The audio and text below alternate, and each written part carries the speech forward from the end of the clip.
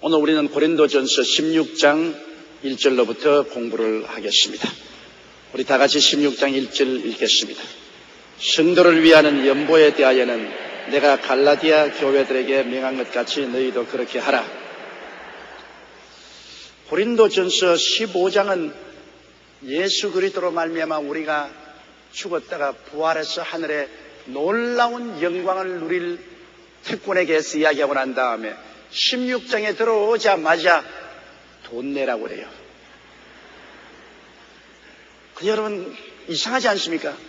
영적인 놀라운 은혜에 관해서 말씀하고 난 다음 그 다음에 곧장 연보에 관해서 말씀하고 있습니다. 이것은 무엇을 의미하냐면 우리가 신령한 은혜를 받았으면 물질적인 것으로 반드시 보답을 해야 된다는 것입니다. 하나님께 신령한 은혜를 한없이 받고 난 다음에 우리가 물질로서 하나님께 보답하거나 섬기지 않냐고 뒤를 제껴버리면 안 된다는 것입니다. 왜냐하면 우리 마음의 감사는 그 행동으로 나타나야 되는 것입니다. 입술로 그냥 감사합니다, 감사합니다. 그 좋지요. 안 한 것보단 좋습니다. 그러나 실제로 참 감사하는 것은 그 행동으로 나타날 때 마음에 감동을 느낍니다. 저도 많은 제자를 보내어서 온 천하 만국에 내보냈습니다. 우리 교회에서 45년 동안 자란 제자만 하더라도 한 3천여 명이 돼요. 그러는데 그런 제자들이 대개 나가서는 언제 반은 아저씨 입 닦아버리고 모른 체 합니다. 그래도 괜찮지요. 그러나 제자로서 잘 가꾸어서 내보냈는데 모른 체 하니까 좀 마음이 섭섭하지요. 그러나 또 다른 제자들은 감사하다는 인사말을 합니다. 만나면은 제가 목사님 설화에서 자랐습니다. 그때 은혜를 많이 받고 오늘날 자라났습니다. 고맙습니다. 또 좀 더 뜨거운 열성을 가진 사람은 편지를 씁니다.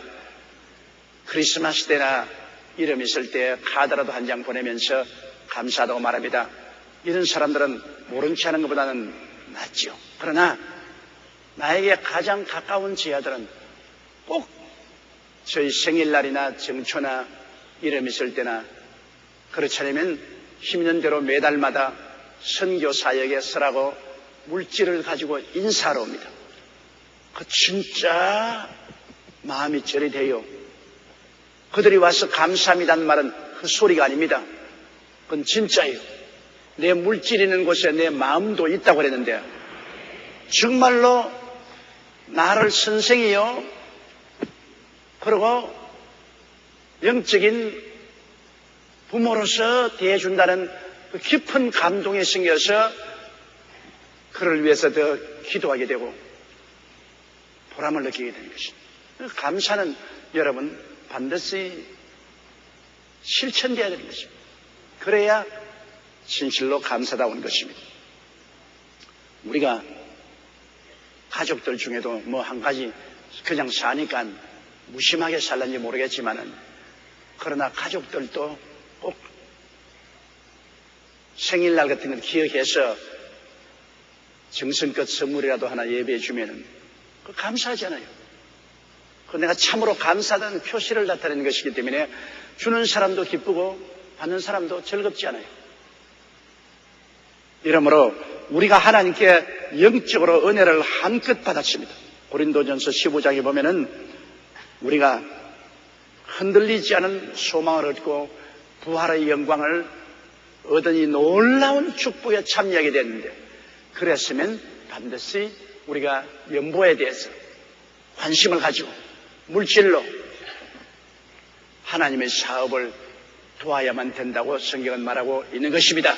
그러므로 아무리 은혜 받았다고 야단 법석을 해도 그 은혜 받은 결과로 물질이 나와야 됩니다. 은혜 받은 결과로 물질이 나오지 않으면 진짜로 은혜 받았는지 가짜로 받았는지 알 수가 없어요. 허풍선으로 두드러진 사람도 있는 것입니다. 정말 은혜 바라면 마음속에서부터 은혜에 대한 감격과 감사가 넘쳐나기 때문에 주님께 물질 드리는 것 아깝지가 않아요.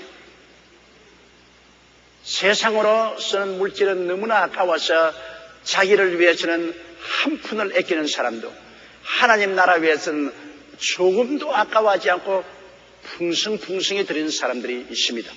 그건 하나님을 그만큼 사랑하기 때문에 그런 것입니다. 근데 저도 가만히 돌이켜보면 그래요. 내 개인으로 쓰는 것은 아깝고, 그렇지만 하나님 사업을 위해서 쓰는 것은 아무리 써도 아깝지가 않아요. 너무나 기뻐요. 하나님께 드릴 수 있다는 것이 얼마나 기쁩니까, 여러분? 세상 사람들은 아무리 드리고 싶어도 드릴 수도 없고, 또 세상 사람이 하나님께 드릴 리도 만무한 것입니다. 그러나 우리들은 하나님을 알고 예수를 통해서 구원을 받고 성령 은혜를 입었으니 너무나 감사해서 하나님께 드리면 마음에 기뻐요. 하나님께 드릴 때 기쁘고, 하나님 받으시니 하나님이 기뻐하시고, 이래도 좋고 저래도 좋고 얼마나 좋습니까? 그러므로 바울 선생께서는 신령한 은혜에 관해서 말씀하시고 난 다음 곧 이어서 성도를 위하는 연보에 대하여는 그렇게 말했는데요. 성도를 위한다는 것은 무슨 말이냐면 예루살렘에 있는 성도를 위한 것입니다. 예루살렘은 복음의 출발지인데 어마어마한 핍박을 받았습니다. 그것은 유대교의 근원지에 우리가 복음이 출발했기 때문에 유대교인들이 기독교인들을 어마어마하게 핍박했고 또 로마의 식민주의자들도 핍박을 했습니다. 그래서 예루살렘에 있는 성도들은 직장도 다 잃어버리고 가산도 빼앗기고 추방당하고 어마어마한 고통 속에 있었습니다. 그렇기 때문에 바울 선생은 예루살렘에 있는 성도들을 통해서 영적인 은혜를 온 이방이 받았으니 이방이 이 어려움을 당할 때 예루살렘에 있는 교회들을 도와주는 것이 마땅하다. 예루살렘에 있는 성도들을 위해서 연보를 모아가지고서 그들에게 선교헌금, 구제헌금을 써야 되는 것입니다. 이번에 우리가 태풍 루사호를 통해서 많은 상처를 입은 사람들을 도와주되 특별히 우리는 교회에서 모은 여러분 헌금은 우리 NGO를 통해서 교회를 통해서 도움을 베풀었습니다. 루사를 통해서 크게 상처 입은 그런 도시와 촌락에 있는 교회를 통해서 도움을 베푸니까 모든 사람들이 그렇게 하나님께 감사하고 안 믿는 사람들도 야, 교회가 이 어려울 때 이런 일을 해주는구나. 그냥 헌금을 내면은 교회 이름으로 안 주지 않아요. 그런데 지역에 있는 뭐 장로교나 감리교나 성경교나 순복음교회나 수혜를 당한 그곳에 있는 교회를 통해서 우리가 구제 활동을 했기 때문에 그곳에 있는 사람들이 하나님의 은혜를 감사하고 복음에 대한 증거를 얻을 수가 있는 것입니다. 이렇게 우리가 구제 활동하는 것 참으로 중요합니다. 왜냐하면 우리가 말로만 복음을 전하지 말고 사랑을 나타낼 때 사람들이 그 사랑이 감동하여 마음이 녹아지는 것입니다. 사람의 마음은 사랑으로 녹아져요. 여러분, 율법으로 강제하면은 겁이 나서 순종하는 체 하지만은 마음은 무섭게 굳어지는 것입니다. 바깥에서 압력을 가하면 가할수록 반항심이 강해지는 것입니다. 그러나 사랑이 오면은 그만 무장을 해제해버리고 녹아지는 것입니다. 꼭 햇빛 정책과 같습니다. 바람이 세게 부면 옷을 강하게 입지만은 햇빛이 비추면 땀을 닦고 다 벗어버립니다. 사랑이 바로 마음의 무장을 해제하는 것입니다. 그렇기 때문에 하나님께서 인류를 구원하시게 하실 때 저 신의 산 율법을 통해서 인류를 구원하려고 하지 않았습니다. 신의 산 율법을 주실 때는 천둥 병력이 치고 옹기점같이 연기가 나고 온산이 불꽃이 활활 타는 가운데 하나님의 음성이 들리니까 백성들이 두려워해서 떨면서 모세에게 하나님이 직접 말씀하지 않게 해달라고 했습니다. 율법은 무섭습니다. 율법은 강제 능력을 동원하고 압박을 강하기 때문에 율법을 통해서는 순종하는 채 해도 마음속으로 진실로 하지 않고 외형으로 합니다. 그러나 갈보리 십자가 보십시오. 거기에는 옹기점 같은 연기도 없었고 청정한 불꽃도 없었고 내선 병력도 없었습니다.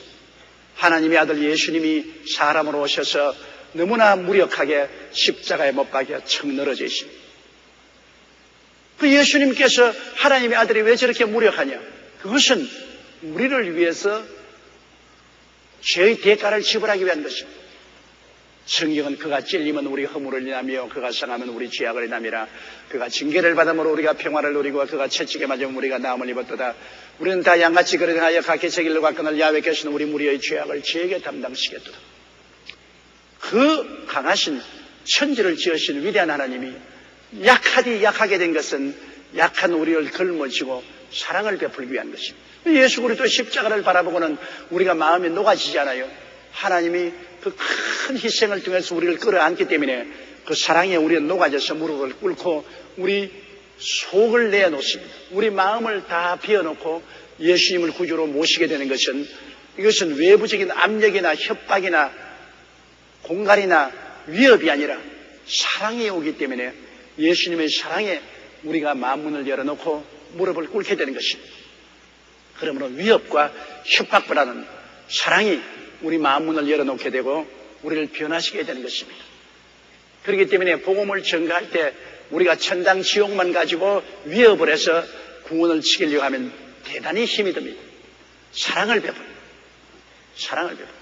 그렇기 때문에 초상집에나 그렇지 않으면 환난을 당한 집이나 병든 자나 찾아가서 끊임없이 사랑을 베풀고 위로해주면 저들이 마음문을 엽니다. 그리스도의 복음은 몰라도 사랑은 아니까 사랑으로 마음이 녹아지면 그 다음에 우리가 전하는 복음을 마음문을 열고 받아들이게 되는 것입니다. 이번에 수회 때 우리가 나가서 구제한 것은 큰 효과를 발생했습니다. 여러분 수회가 나서 가재도구를 다 잃어버리고 식구를 잃어버린 사람에게 가서 회개하라 회개하라 회개하려면 지옥 간다 그러다가는 몽둥이 세례 받아요. 몽둥이 뭐 어쩌고 불난 집에 부채질 하냐?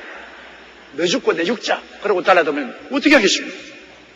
그 사람들 다시는 복음 안 들으라고. 그러나 우는 자와 같이 울라고 가서 수혜를 당한 사람에게 같이 울어주고 같이 집안 청소도 해주고 수혜로 무너진 집을 복구하는데 협조를 하고 물질과 사랑을 베풀어 주면은 그 사람들이 마음이 녹아집니다. 마음의 저항성이 없어지는 것입니다. 그럴 때 우리 같이 예수 믿고 이때 구원을 받고 위로를 받자고 하나님이 같이 계시면 우리를 도와주시고 은혜를 베풀어 주시고 금세한신 내서 복락까지 주시는 것이 예수 믿자면 귀를 기울이게 되는 것입니다. 야, 이렇게 사랑을 베풀고 선을 베풀어 주니 그 사랑의 은혜에 보답해서라도 이 말씀을 듣고 믿어야 되겠다. 그런 마음이 생기는 것입니다. 그러므로 복음 전거는 언제나 사랑을 베풀고 난 다음에 복음을 전거해야 되는 것입니다. 정 아무것도 도와줄 수 없으면 우리가 말로서라도 우리가 스킨십 우리 가까이 있어서 서로 손을 붙잡고 위로하고 경의한 말을 통해서 서로 정을 통하고 마음이 통하고 사랑이 통할 때 복음이 증거되는 것입니다. 이러기 때문에 대중 집회 같은 것은 사람들을 모아놓고 그냥 예수 그리스도의 복음을 전하니까 그렇게 할 수 없고 성령님의 능력만 의지하지만 개인 전도는 사랑의 전도입니다. 개인적으로 사람을 만나서 전도할 때는 따뜻한 사랑이 그 마음문을 열어놓고 복음을 받게 되는 것입니다. 그러므로 성도를 위한 연보에 대하여는 내가 갈라디아 교회들에게 명한같이 너희도 그렇게 하라. 이 고린도 교회에게 바울이 편지하기 전에 이미 갈라디아 교회에게 명령을 내렸습니다. 너희는 예루살렘 성도를 위해서 연보를 하라. 갈라디아 교회에 명령한 것처럼 고린도 교회도 명령을 바울 선생께서 내린 것입니다. 바울 선생은 고린도 전서를 찍을 때 에베소에 있었는데 에베소에서 고린도 교회에 이 편지를 찍은 것입니다. 2절요. 매주일 첫날에 너희가 각 사람이 일을 얻은 대로 저축하여 두어서 내가 갈 때 연보를 하지 않게 하라. 매주일 첫날에 매주일 첫날은 주일날입니다. 유대인들은 제7일 토요일날 안식일을 지킵니다. 그런데 우리 예수 믿는 사람은 안식 후 첫날 즉 8일날 주일날에 우리가 예배를 드립니다. 그런데 우리 교회 교파 중에 어떤 교파는 토요일 날 꼭 지키면서 토요일 날 예배를 드리지 않으면 구원을 받을 수 없다고 그렇게 주장하는 사람도 있습니다. 여러분, 왜 우리가 주일 날을 지키느냐? 우리는 유대교 전통을 따라 하나님을 섬기지 않습니다. 예수님께서 모든 율법의 완성자입니다. 유대교의 율법과 예언을 주님 완성하신 분인 것입니다. 주님이 유대의 모든 율법과 예언을 완성하시고 십자가에 못 박여서 몸짓고 피 흘려 죽으셨다가 사흘 만에 부활한 날이 안식 후 첫날 주일날 부활하셨습니다. 예수님이 일요일날 부활했어요. 주일날 부활했어요.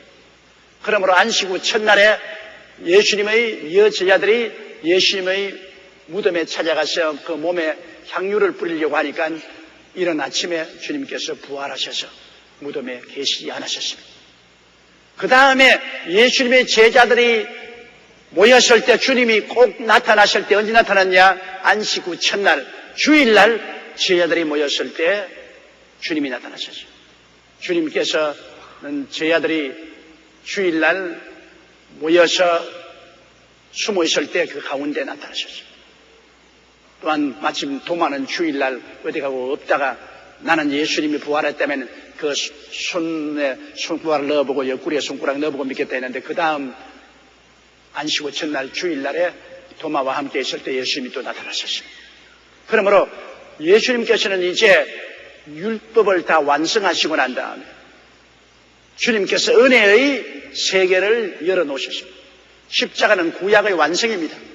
십자가는 율법의 완성이요 철폐인 것입니다. 신약은 바로 새로운 언약인 것입니다.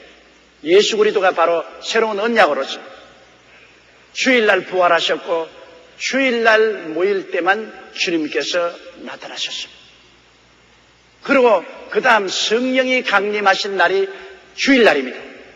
안식 후 첫날 제자들이 오순절 다락방에서 기도할 때 하늘에서 성령이 임하신 것입니다. 그래서 오순절 날에 성령이 임하셔서 교회가 탄생한 날입니다. 바로 오순절 날은 교회가 탄생한 날인데 교회가 어느 날 탄생했느냐? 주일날 탄생했었습니다. 그러므로 주일은 교회가 탄생한 생일입니다. 그렇기 때문에 신약 성경에는 토요일날 유대인의 안식일날을 우리가 섬기는 날이 아니라 주일날을 우리는 주님을 섬기는 날로 섬기게 되는 것입니다. 그렇기 때문에 안식일을 지키지 아니하면 구원이 없다 그런 헛된 소리 듣지 마십시오. 그것은 예수님 오기 전에 하는 말입니다. 예수님은 안식의 주인이시고 예수님은 율법의 완성이시고 유대교의 완성이요 완성하고 철폐해버렸습니다. 우린 예수님이 부활하신 날 그리고 성령이 강림하신 날을 예배일로 정해서 주일날 정합니다. 법적으로는 주 4세기에 주일날 예배로 하도록 교회들이 모여서 완전히 결정을 내린 것입니다. 그러므로 바울 선생께서도 당신이 개척한 소아시아 지역의 교회나 아가야 지역의 교회, 고린도 교회나 갈라디아 교회나 그 다음에는 마게도니아에 있는 에베소, 빌립보, 골로새나 이 교회들에게 예배를 드릴 때 주일날 예배를 드리고 연보를 드리라. 일주일 우리가 일을 얻은 대로, 일하는 것은 우리가 장사해서 이익을 얻은 대로 그것을 주일날 모아서 내놓으라 했습니다.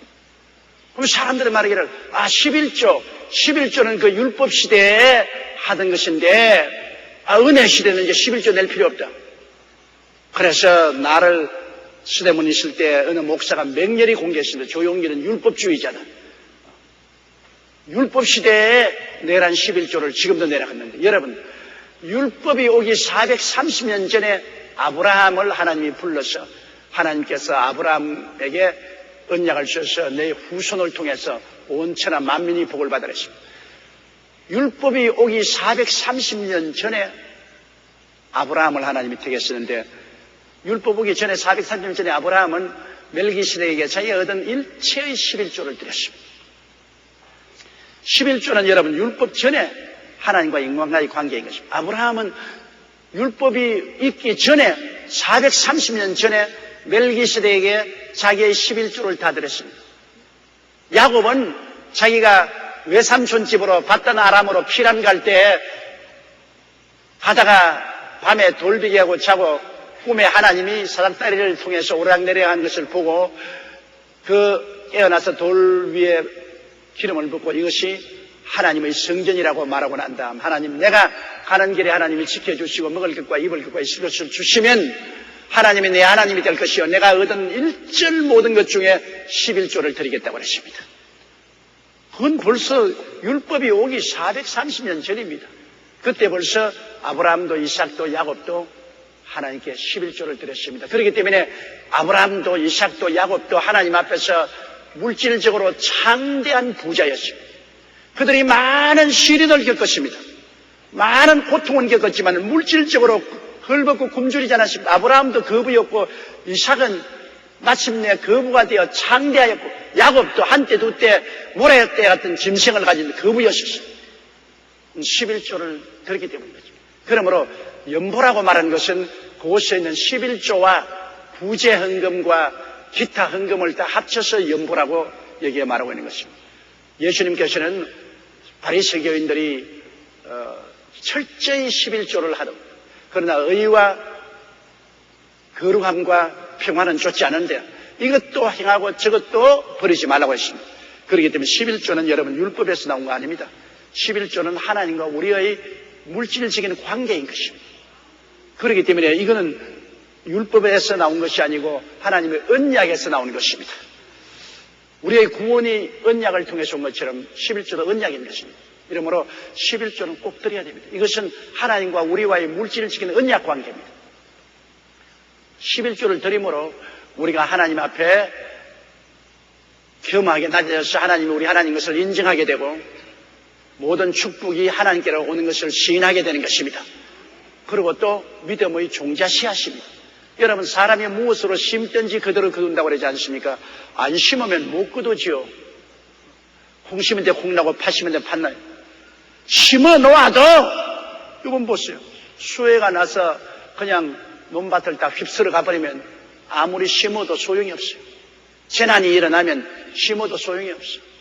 그런데 11조를 드리면 11조는 종자씨앗으로서 우리가 심는 것이고 또 하나님께서 말라기 3장 10절에 보면 재앙을 없애버려 주겠다고 말한 것입니다. 11조를 드리고 우리가 살면은 그것이 열매를 맺는데 재앙을 없애주겠다. 천재지변을 피하게 해주겠다. 큰 재앙을 없애줘서 땅이 하나님께 복을 받음으로 모든 사람들이 칭찬하게 만들어주겠다고 말씀한 것입니다. 재앙이 없다는 것 여러분 큰 축복입니다. 우리가 살아갈 동안에 기대하지 않은 재앙이 다가오면 사람이 아무리 힘쓰고 애써도 무슨 소용이 있어요. 지진이 나서 뒤에 흔들어 버리거나 홍수가 나서 썰어가 버리거나 불이 나서 타버리거나 전쟁이 나서 짓밟혀 버리면 인간으로 한 것 다 손틀어 버리잖아요. 야훼께서 집을 세우지 아니하시면 세우는 자의 수고가 헛되고 야훼께서 성을 지키지 아니하면 파수꾼의 경성함이 헛살을 하고 아무리 열심히 집을 지어놔도 하나님이 안 지켜주면 천재지변으로 타버리고 날아가 버리죠. 하나님이 안 지켜주시면 내가 꽁꽁 아무리 손에 쥐고 있어도 다 놓쳐버린 것입니다. 그렇기 때문에 하나님이 우리와 같이 계시고 하나님의 은혜를 통해서 산다는 것을 인정하고 하나님의 축복과 보호를 받기 위한 증거로서 우리는 하나님께 11조를 꼭 드려야 되는 것입니다. 그렇게 되면 밤의 놀램과 낮에 흐르는 살과 흑암 중에 행하는 연병과 백주에 황폐케 하는 파멸을 두려워하지 않고 살 수 있게 되는 것입니다. 그러므로 매주일 첫날에 즉 일요일 주일 예배 때 너희 각 사람이 일을 얻은 대로 저축하여도 돼. 내가 갈 때 연보를 하지 않게 하라. 늘 주일날마다 모여서 11조와 헌물을 들어서 돈을 모아놓지 바울이 왔을 때 특별 헌금만 하는 그런 일을 하지 마라. 예루살렘을 위해서 선교를 위해서 특별 헌금합시다. 그건 특별 헌금은 특별한 때 꼭 해야 되고 일반적으로 11조와 연보는 매주일마다 해서 돈을 모아놓았다가 그 돈으로서 하나님 사업에 쓰도록 하라고 여기 말하고 있는 것입니다. 3절요. 내가 이럴 때 너희의 일정한 사람에게 편지를 주어 너희의 은혜를 예루살렘으로 가지고 가게 하리니. 또 제가 하나 붙들 것은 사람들이 왜 여의도 순복음교회는 수요일 날도 헌금 하냐? 많은 교회들이 수요일 날도 헌금 안 합니다. 그리고 구역셀 모임에 헌금하지 않습니다. 그리고 특별 집회에 모여도 헌금을 하지 않습니다. 이건 굉장히 잘못된 일입니다. 여러분, 성경에 출애굽기 23장 15절에 이런 말씀이 있습니다. 따라 말씀해주세요. 출애굽기 23장 15절에 하나님께 나올 때 빈손 들고 나오지 말지니. 그게 하나님께 나올 때 빈손 들고 맨입으로 나오지 말라는 것입니다. 하나님께 나올 때 예물을 가지고 나오라. 서양에는 여러분 이웃집에 신방할 때 꼭 꽃 한 포기 들고 갑니다. 꽃. 그래서 구라파에는 꽃이 많이 팔려요. 우리나라 화훼 사업이 잘 되는 것은 외국에다가 수출하는 거예요. 우리 한국 사람들은 신방 갈 때 일가 친척 집에 찾아갈 때 소주병 들고 간다든지 과자 사들고 가지 않아요. 그러나 외국에는 그렇게 하잖아요. 옷 한 폭이 딱 들고 가요. 그래 가서 문을 두들겨 문을 열면 꽃을 한 폭이 주면 그 주부가 받아서 그 꽃을 또 받아 그냥 하는 게 아니라 향기롭다.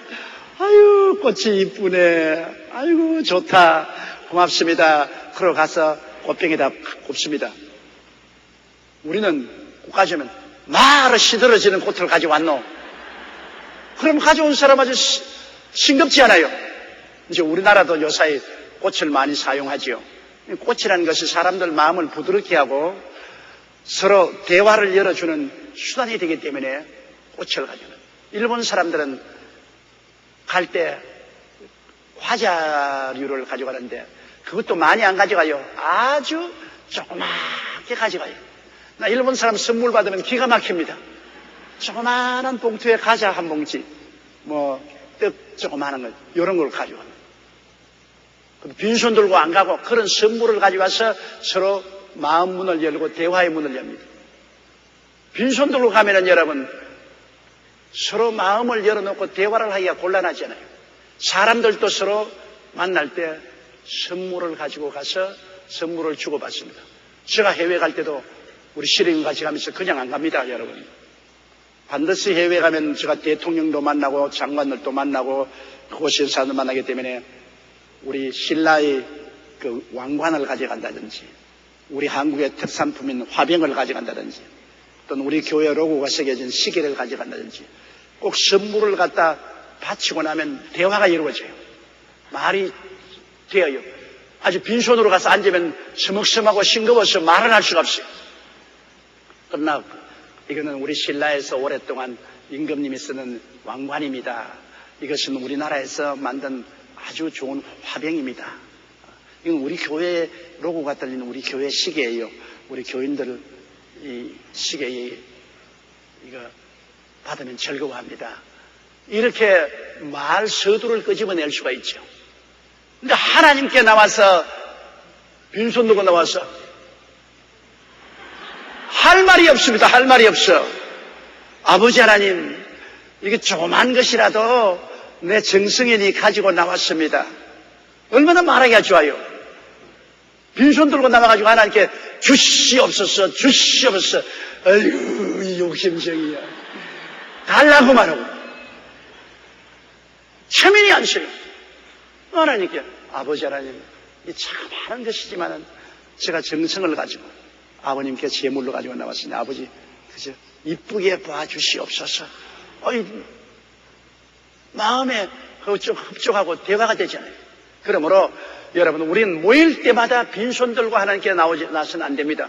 성경에 출애굽기 23장 15절에 빈손 들고 하나님께 나오지 말라고 그랬어요. 그만큼 우리는 하나님께 나올 때 우리 마음에 정성을 기울여야 됩니다. 이렇기 때문에 모일 때마다 우리가 예물을 하나님께 드리는 이유가 거기에 있는 것입니다.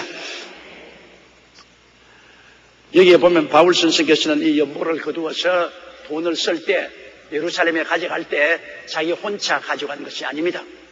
돈이라는 것은 언제나 그게 마가귀입니다. 혼자서 공용 돈을 들게 되면 잘못 쓰게 되죠.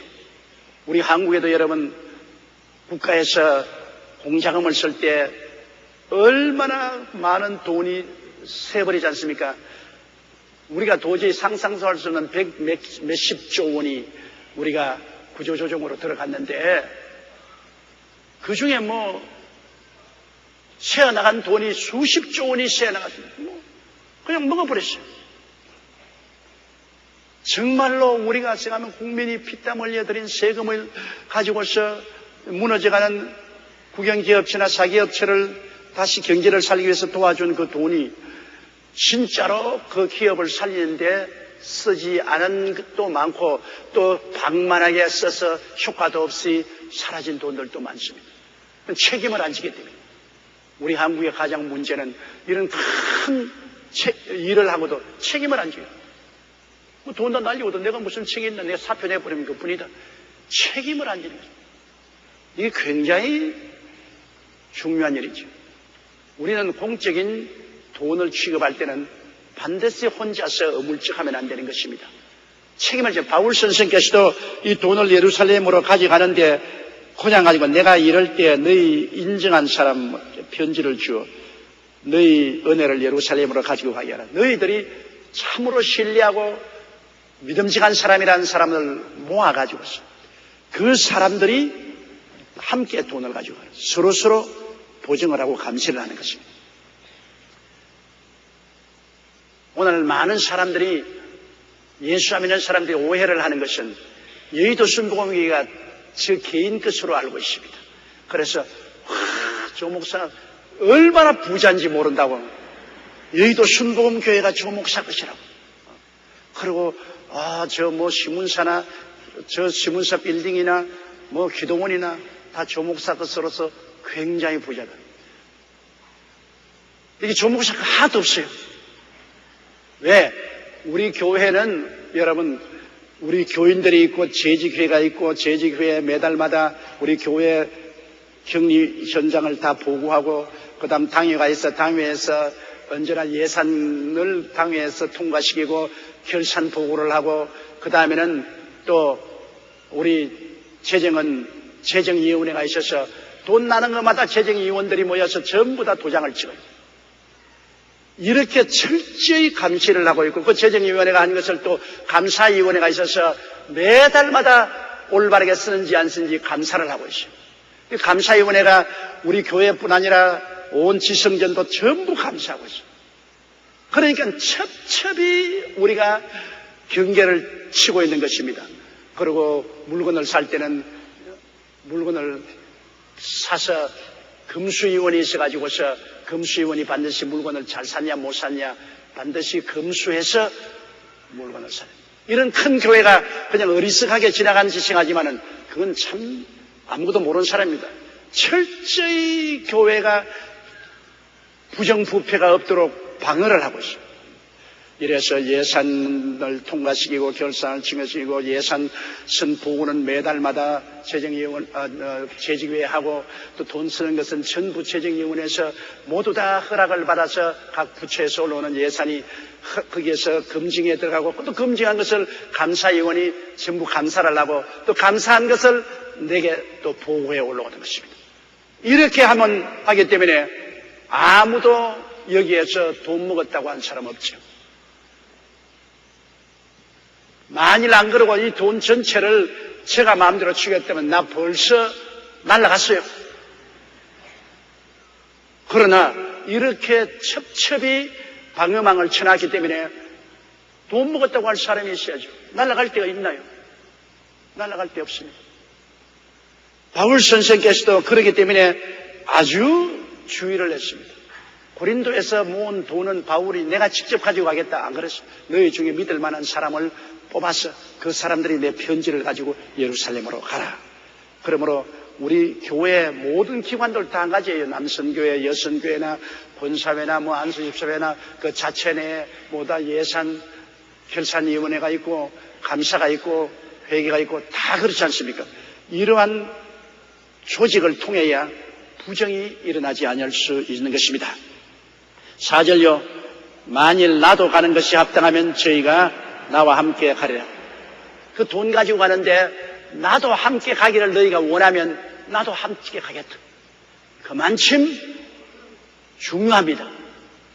물질을 잘못 취급하면은 큰 시험이 들기 때문에 바울 선생이 너희 이원들이 가지고 가는데 필요하다면 나도 함께 가서 좀 더 부정이 없도록 하겠다. 그 말인 것입니다.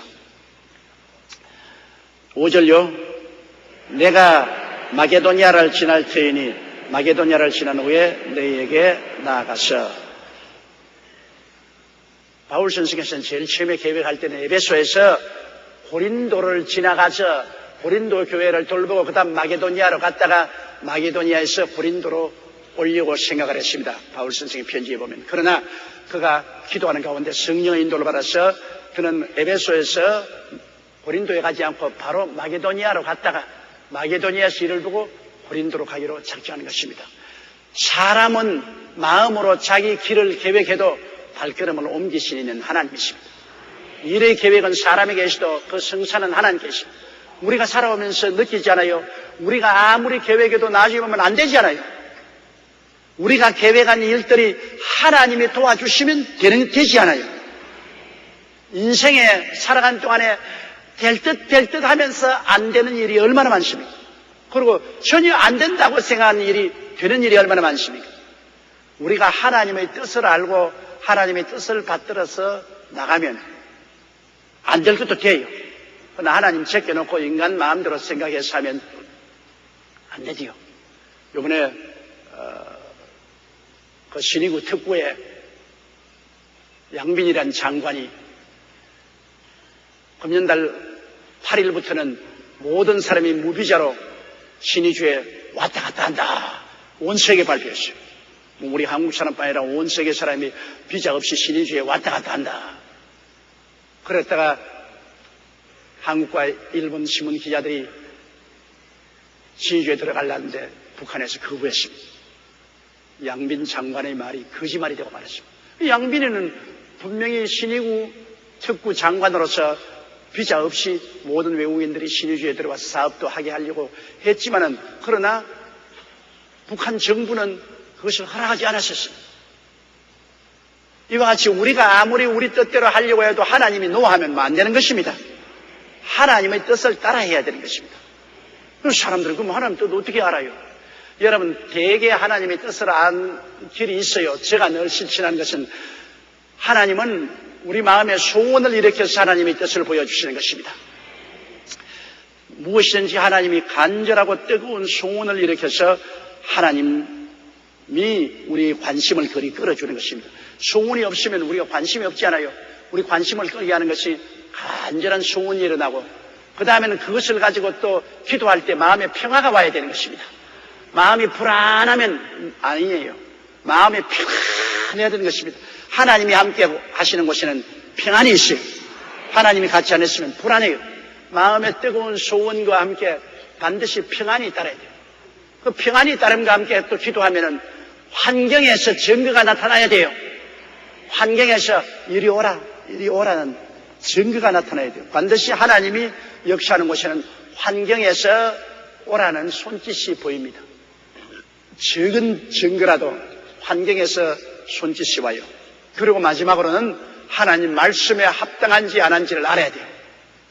제가 서대문에 있을 때 우리 구역셀 리더한 사람이 아주 흥분해서 왔어요. 목사님, 내가 이제 주님께 11주도 많이 드리고 하나님 사업을 크게 하게 되었다고. 막 내 마음속에 소원이 불꽃같이 일어나고 그 기도만 하면 마음이 기뻐서 넘쳐요. 그리고 도와줄 사람도 생겼어요. 사업이 하나 생겼습니다. 그래서 뭡니까? 담배 가게예요. 그래서 말했습니다. 소원이 생긴 것도 좋고 마음에 기쁘고 평안이 온 것도 좋고 돈을 대주겠다는 사람이 있는 것도 좋은데 성경 말씀에 비교해 볼 때 성경 말씀에 그것이 어긋나기 때문에 그것은 당신의 소원이지 하나님 뜻은 아닙니다. 성경 말씀이 뭐가 달라요? 내 몸은 하나님의 성전이라 성전을 더럽히는 자는 하나님이 저를 멸하시려는데 하나님의 성전을 꿀뚝으로 만들어 놓으면 어떻게 합니까? 담배라는 것이 하나님 성전을 꿀뚝으로 만드는 것이기 때문에 그 담배를 제조하는 것이나 담배를 파는 것이 하나님 뜻이 아니잖아요.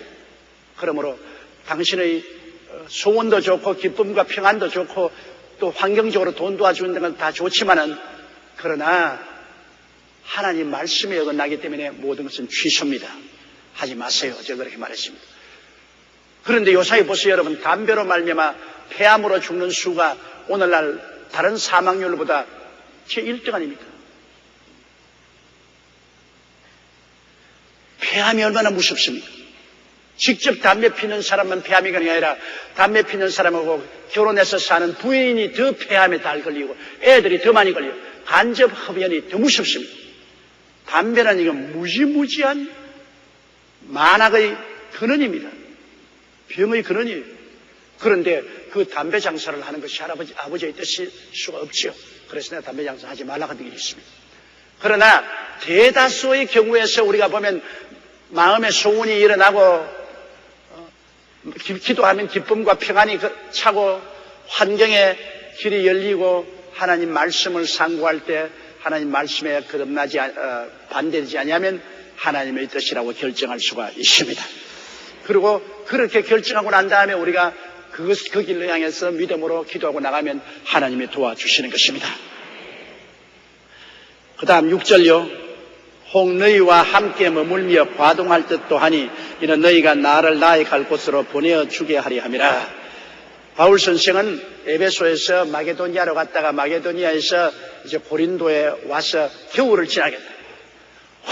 바울 선생 같은 분이 자기가 과거에 개척한 교회에 와서 한겨울을 같이 지내겠다면 교인들이 얼마나 좋아하겠습니까? 바울 선생이 다시 태어나셔서 우리 교회에 와서 겨울을 지난다면 내가 업고 다니겠어요. 은혜로운 주의 종이 와서 한겨울을 그 교회에 있으면서 하나님 말씀을 나누면서 같이 지내겠다. 이거 얼마나 큰 축복인지 모릅니다. 여러분, 하나님의 축복은 하나님이 택한 그릇을 통해서 오는 것입니다. 하나님 축복이 그냥 오는 건 아니에요. 반드시 하나님의 축복은 하나님이 택한 그릇을 통해서 오는 것입니다. 그러므로 주의 종이라는 것은 하나님의 선물입니다. 하나님이 성도들에게 준 선물인데 주의 종이 하나님이 귀하게 사용하는 종이면 성도들이 얼마나 큰 선물을 얻게 되지 않아요? 그러나 주의 종이 별로 신통치 아니하면 성도들이 얼마나 손해를 보지 않아요? 성도들은 어떻게 하든지 주의 종 잘 만나야 돼요.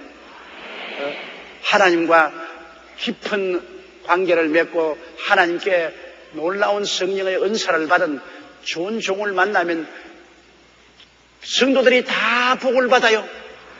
왜냐하면 그 주의 종의 입을 통해서 나오는 말씀과 성령의 역사를 통해서 믿음이 장성하고 하나님의 은혜가 넘쳐나니까 다 복을 받죠. 복은 위에서부터 밑으로 내려가는 겁니다. 아론의 머리 위에 부은 기름이 수염을 타고 그 옥기스에 내림 같고 헬몬산의 이슬이 시온들에 내림 같다 했습니다. 헬몬산 높은 곳에 있는 이슬이 바람에 날려서 시온들을 적시는 것입니다. 그와 같이 하나님은 대표자를 통해서 축복을 해주십니다. 아브라함을 통해서 온 유대민족들이 축복을 받았습니다. 예수님을 통해서 온 인류가 구원을 받게 된 것입니다. 교회 목사를 통해서 온 성도들이 축복을 받게 되는 것입니다. 그러므로 목사가 하나님께 복을 받은 사람이면 온 성도가 그를 통해서 복을 받게 되는 것입니다. 이렇기 때문에 오늘날 우리가 훌륭한 주의 종들을 많이 길러내고 또 훌륭한 주의 종들 밑에서 신앙생활을 한다는 것은 굉장한 축복인 것을 우리가 알아야 되는 것입니다. 바울 선생이 고린도에 와서 겨울 동안 그들과 함께 머물 것이라고 하니까 얼마나 좋으며 또 거기에서 함께 머물고 난 다음에 나의 갈 곳으로 보내어주게 하려면 보내어준다는 거죠. 바울이 손발이 없으니까 못 가게 고린도에 있다가 그냥 가면 가지. 보내어달라는 것은 여비를 다 정리해서 주기를 바란다 그 말인 것입니다. 그냥 바울이 갈 수 있나요? 요 사이도 여러분 가려면 비행기표 있어야 되지 않습니까? 그리고 호텔비도 있어야 되는데 옛날에는 배삭도 있어야 되고 그리고 또 여관비도 있어야 되고 먹고 자고 할 여비도 있으니까 바울 선생이 내가 겨울 동안에 그곳에 지날 때도 하니까 그곳에 지나면은 나의 갈 곳으로 보내주도록 너희가 준비를 해달라 그 말인 것입니다. 그럼 마땅히 그런 말을 할 수 있지요. 바울이 세운 교회요, 바울이 목회해서 기른 양떼들인데 내가 겨울 동안에 그곳에 목회할 테니까 그자 내가 거기 있어서 하나님 인도를 받아서 다른 도로 갈 때는 너희들이 채비를 차려서 보내다오. 우리 교회 와서 오시면 내가 기쁘게 채비 차려서 보내드리죠. 얼마나 즐겁습니까? 주의 종이 하나님 사역하고 난 다음에 선교 사역으로 떠나가겠다는데 채비를 차려 보내는 것 얼마나 큰 축복입니까? 바로 예수님을 대접하는 것이 아니겠습니까? 7절요. 이제는 지나는 길에 너희 보기를 원치 아니하노니 이는 주께서 만일 허락하시면 얼마 동안 너희와 함께 유하기를 바랍니다. 바울은 고린도 교인들을 너무나 사랑해서 지나는 길에 잠깐 들렸다가 가기를 원치 않았습니다. 바울 선생은 그냥 에베소에서 고린도에 잠시 들렸다가 그냥 마게도니아로 가서 예루살렘으로 가기를 원치 않았습니다. 그는 급한 일이 마게도니아에 있으니까 에베소에서 마게도니아로 갔다가 마게도니아에서 다시 고린도에 와서 한겨울 동안 같이 지나고 그 다음 예루살렘으로 가기를 원했던 것입니다. 그러므로 바울 선생께서는 정말로 자기가 개척한 교회를 사랑하는 것입니다. 여러분 그것은 다 인지상정입니다. 저는 이 여의도 순복음교회의 근원이 1958년 불광동 천막교회인데 그때로부터 시작해서 거기서 서대문으로 나왔고 서대문에서 여의도로 나왔기 때문에 저는 한 교회에서 45년 동안 시무를 했습니다. 아마 이 세상 목사들 중에 한 교회에서 45년 동안 목회한 사람은 열 손가락으로 꼽아도 별로 없습니다. 그러니 하나님의 축복으로 저는 한 교회를 45년 동안 섬겼으니 내 평생이 이 교회에다가 다 쏟아부은 것입니다. 아주 젊은 20대에서 이제는 70대가 다 되어온 이 마당까지 이 교회에 내 시간과 노력과 정성을 다 퍼부었기 때문에 교회에 대한 애착이 보통 많지 않습니다, 여러분. 이 교회에 내 청춘을 다 바쳤으니까 교회에 애착이 있죠. 우리도 여의도 순복음 교회와 우리 성도들에 대한 애착은 엄청나게 큽니다. 보통 있는 것이 아니에요. 자나깨나 여의도 순복음 교회를 가슴에 품고 제가 살고 있어요. 그리고 여기서 나간 제자들이 온 천하에 나가서 목회하니까 저들에 대한 애착도 어마어마하게 큽니다.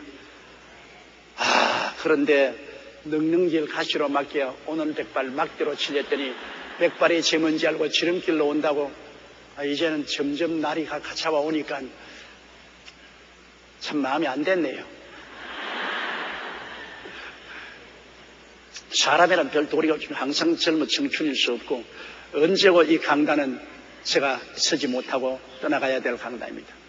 옛날에는 그것이 아주 까맣게 보였는데 이제는 가물가물하던 것이 이제 눈앞에 다가오고 있어요. 그러니까 세월의 빠름을 여실하게 느낄 수가 있습니다. 어찌하든지 제가 목회하던 목회장에 있는 약물이는 한 사람도 잃어버리지 않고 다 천당에 데려가려고 죽을 애를 써왔고 지금도 쓰고 있습니다. 저희 말씀을 듣고 있는 여러분은 한 사람도 낙오자가 없이 천국에 올라가서 우리 다 함께 만나야 할 것입니다. 9절요. 내게 광대하고 공료를 이루는 문이 열리고 대적하는 자가 많습니다. 에베소에서 일을 하는데 성령의 역사에서 광대하고 공료를 이루는 문이 열렸습니다. 크고 효과가 있는 문이 열려 있습니다. 에베소에. 그럼과 함께 또 대적하는 자가 많습니다. 더구나 에베소의 데메드리오라고 은장색은 저 공중에서 떨어졌다는 여신상을 만들어 가지고서 그것을 온 아가야 일대 팔아먹고 있었습니다. 그 은장식이 바울이 와서 우상을 섬기지 말고 하나님을 섬기라고 하니까 자기들이 사업이 무너지고 그리고 자기들이 섬기던 그 여신상도 무시당하기 때문에 일어나서 바울을 어마어마하게 대적하고 바울을 죽이려고 하는 것입니다. 하나님의 사업이 크게 열리면 마귀도 죽기 아니면 살기로 일어나서 저항을 하는 것입니다. 여러분, 마귀가 없으면 몰라도 마귀가 귀신이 있으면 자기의 신분이 노출되고 나라가 망하는데 가만히 있을 때가 있어요? 우리 구역셀장 여러분, 구역에서 일을 안 하고 나홀로 구역장으로 했으면 아무도 저항하는 사람 없어요. 집안도 평안하고 이웃 사람들도 욕하는 사람들도 없고 편안히 마귀가 그래 잠자고 있어라. 그러면 내가 안 건드릴게. 우리 신사협정하자. 네가 안 하면 일 안 하면 나도 너에게 손 안 댈게. 그러나 구역설장이 열심히 기도를 하고 구역원들을 위해서 중보기도 하고 격려하고 새로운 사람들을 주께로 인도하고 신망하면 마귀가 뭐 어째 너 죽어볼래? 그러고 달라듭니다. 가정의 풍파를 일으켜서 남편을 통해서 온 자녀를 통해서 시험이 들게 하고 또 이웃 구역원들, 구역셀원들 통해서 시험을 하는 것입니다. 반드시 일하는 사람은 시련을 당합니다. 일 안 하면 시험 안 당해요. 일하면 마귀가 저항합니다. 그렇기 때문에 일하는 사람은 반드시 마귀의 저항이 있는 줄 알고 그것을 해치고 나가야 되는 것입니다. 어마어마한 저항이 있습니다. 저는 45년간 목회를 돌아볼 때 우리 교회가 끊임없이 자라왔잖아요. 어마어마한 저항을 받았습니다. 그것은 안 믿는 사람에게서부터 저항을 받았지요. 본 교단으로부터 쫓겨나고 저항을 받았지요. 기존 교단으로부터 이단 사살이라고 핍박을 받았지요. 또 우리의 일가 친척 가운데서도 문제가 일어나서 큰 시련을 겪었지요. 교회 내에서 또 반대 세력이 일어나서 저항하지요. 끊임없이 가시밭길을 걸어갑니다. 왜? 하나님의 사업을 성공적으로 안 하면 그런 것 일어나지 않습니다. 주의 사업을 하려면 마귀가 가만히 있지 않습니다. 일어나서 참수하고 도둑질하고 죽이고 멸망시키려고 하는 것입니다. 여러분 개인도 좀 기도 생활하고 신령한 생활을 하려면 자꾸 시험이 다가옵니다. 그렇기 때문에 주님이 주기도문에서 마지막으로 부탁한 것은 뭡니까? 시험에 들지 말게 하옵시고 다만 악에서 구하여 주시옵소서. 이거 매일같이 기도해야 돼요. 매일같이. 왜? 매일같이 우리가 시험이 다가오고 원수 마귀가 다가오기 때문에 우리가 늘 주님께 시험에 들지 말게 하옵시고 다만 악에서 구하옵소서. 시험도 다가오고 마귀도 다가옵니다. 그러나 시험이 오더라도 시험에 들면 안 돼요. 시험을 짓밟고 넘어가야만 되는 것입니다. 그러므로 시험은 안 다가오지 않아요. 시험에 와더라도 시험 들지 말고 시험을 이기고 나가고 악이 오면 마귀가 꼭 오는데 마귀의 손에서 벗어나게 해달라고 매일같이 시험에 들지 말게 하옵시고 다만 악에 수하옵소서. 저는 매일같이 주기도문을 50번씩 외웁니다. 저는 매일 기도에 성막 기도를 하고 난 다음에 그 다음 주기도문을 50분을 외웁니다. 그러면은 마음에 편안해요. 왜냐하면 하나님 앞에 큰 기도를 했기 때문에 너희가 없는 것은 구하지 아니하며 구했으니까 하나님이 응답해 주시는 것입니다. 시험에 들지 말게 하옵시고 다만 악에 수하옵소서. 이것은 제가 강조해서 늘 기도합니다. 시험에 들면은 그 시험과 싸우는데 너무 힘이 들고요. 또 상처를 입어요. 그리고 악한 마귀가 오면 반드시 핥히고 가니까 안 핥히려고 애를 써야 돼요. 시험에 들지 말게 하옵시고 다만 악에 수하옵소서. 일하면 시험도 다가오고 악마도 다가옵니다. 일 안 하면 시험도 오지 않고 악마도 오지 않습니다. 그렇기 때문에 여러분 일할 때는 각오를 하세요. 그러나 또 한 가지 감사한 것은 일하는 소에게 망을 씌우지 말라고 일하면 하나님의 축복을 허락해야 주시는 것입니다. 일하는 소가 입에 망 세우지 말고 마음대로 뜯어먹지 않은 것처럼 여러분 일을 하면은 하나님이 여러분의 소원을 이루어 주시고 복을 허락하여 주시는 것입니다.